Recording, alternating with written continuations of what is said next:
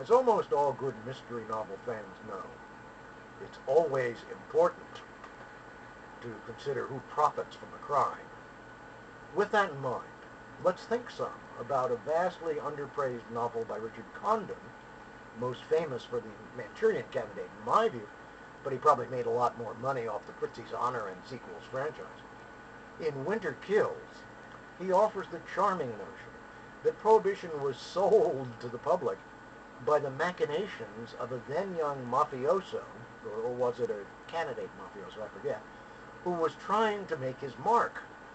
The idea was that he'd foreseen how good it would be for the family business, you see.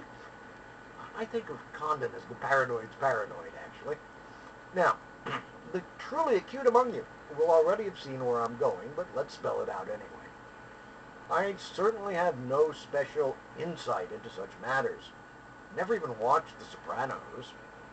Don't believe in premium channels, and frankly, didn't find the premise interesting. But it's quite reasonable to imagine that these years the family business isn't what it used to be. All those legal lotteries have to have cut deeply into the old mainstay numbers game. What some might term amateur competition must have lowered the take from prostitution. And by all reports, there's plenty of professional as well as amateur competition with drugs. So give or take anything gleaned from secret seminars that my old friends on the Wharton School faculty didn't choose to make me privy to, times are probably pretty tough, compared to the 20s and 30s anyway.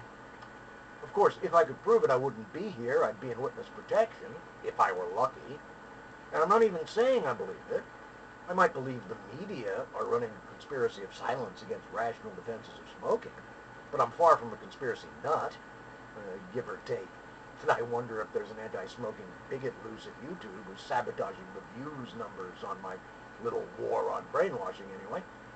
But it is worthy of consideration. Suppose, just suppose, that the push to punish smokers isn't motivated by a bunch of neo-Puritans in the health establishment, but is an application of the Winter Kills trick, this time to drum up lots and lots of income from weed-legging. At least it's being consciously orchestrated by an enterprising family businessman would account for how pervasive it's become. Now to hope that if it's so, they're astute enough not to take me out for fear that would validate the hypothesis. Apprehensive cheers.